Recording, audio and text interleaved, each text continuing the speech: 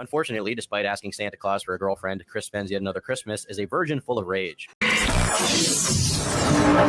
It seems we both got autism, haven't we? 2005 rolls around, and a few posts begin popping up on Chris's website, claiming to be hot chicks who have seen him at the mall, but didn't come up to him for one reason or another. Though few and far between at this point, these were Chris's first proper trolls, first of exceedingly many. However, one of the people that commented this wasn't joking. An actual girl witnessed what Chris was up to at the mall she worked at and decided to seek his website out. This was quite the event, since up until this moment, Chris never got the time of day from anyone, let alone a girl. Her name was Anna, and in a blog post titled "The Tale of the Crazy Pacer," she writes extensively about her encounter with Chris, saying, "Once upon a time, there was a guy who paced in front of Abercrombie and Fitch. He'd come and do it for hours on end, just walking back and forth. He was an okay-looking guy, not evil-looking like creepy molester dude, so he would pace for his allotted time, then leave. Sometimes as he paced, he would sing or shout. Nobody really could ever tell what he was saying. Oh yeah, and he always wore the same shirt, a nice little long-sleeved red and blue number that had a gold crest on the left side and a white collar and cuffs. Someone, I can't remember who, suggested that the next time he looked in, we wave at him. Whoever suggested it should die, unless it was me, in which case I feel I've received enough punishment. Of course, he looked in and we all waved at him. He looked kind of bewildered and sort of scared at first, but quickly caught on and waved back. So we went about our business doing floor set and junks, and a little while later he came in. I was kind of apprehensive about this. I mean, I've been doing floor set all day and I didn't really feel up to dealing with another crazy, but he came right up to the counter I was standing behind and he looks right at me, all fidgety and twitchy, and this conversation ensued.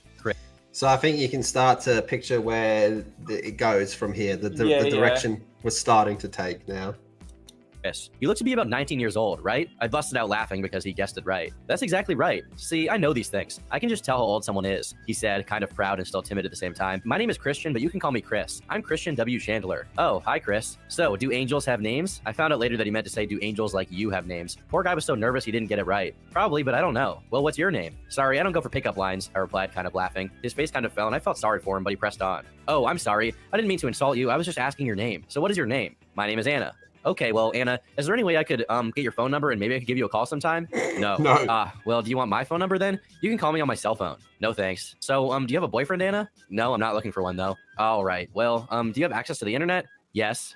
Okay, hold on one second. I'll be right back. I nodded, and he went back to his spot where he kept his 2 tote bags and his Sam's Club cup. So Christian came back and handed me a card with a crudely drawn Sonic the Hedgehog and some other yellow Sonic-looking creature on it, along with Christian's name, email address, and website. It was a homemade business card. That's my email address, and you can just email me sometime, okay? Okay, I said, not intending to email him at all. Despite how awkward these exchanges self-evidently were, you gotta give it up for Chris's autistic riz, even if just a little bit. For a guy with autistic riz! There you go, Moz! That's what Moz has got, autistic riz. Autistic riz!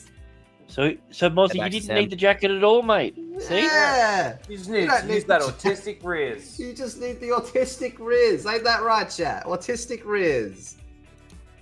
He handled the situation with more dignity than expected. Many guys today are afraid to even approach a girl. On March 24th, he released one of the earliest proper comic book productions, Sonichu Adventure Sub-Episode 1, dubbed Jerk-Off-Tastrophe. Despite being called Sonichu Adventure, it's mostly just about Chris himself, retelling the story about being banned from a mall. On March 29th, an update to his love quest is posted to his diary. Well, at the mall today, my heart had an extremely fast recovery. Then it became majorly shattered again. I went to the mall like normal. I picked up some chicken nuggets and a drink. Then I went to my spot. I pulled up a chair to sit and eat my food. Then from out of the blue, this cute girl approached me and she asked me if I was looking for a girlfriend. Her name was Hannah and she was 18 years old. I said yes and we small talked for a bit. Then she invited me over to Starbucks for coffee. After she left, I became very excited and oh my god, all over. Wow. After calling mom and eating my nuggets, I lefted the chair with such cheer and grace and spun around with it like a dancer. Then I put it back where it was. I felt that my love quest had finally come to an end. And I so elated that my shattered heart had a full fast recovery. I went to Starbucks and we talked about basic things. I showed her my Sonichu scrapbook. She was very impressed. I gave her my email and both my phone numbers on a Sonichu site card and she gave me her email address. I was very attentive as I took notes about her and maintained eye contact. As I left her, I gave a double take flirt. That was the rise. Now here comes the fall. As I was sitting at my spot thinking about future steps for later dates, Anna and Dana told me that when they talked to Hannah, she told them she was setting me up in a prank. I could not believe it, so I found and asked Hannah. Sadly, it was true. Then in major shock, Anna and Dana told me that when they talked to Hannah, she told them that she was setting me up in a prank. I could not believe it, so I found and asked Hannah. Sadly, it was true. Then in major shock, my heart shattered again by 85%, and I let out a big... He's got it all like mapped out and shit. 85%.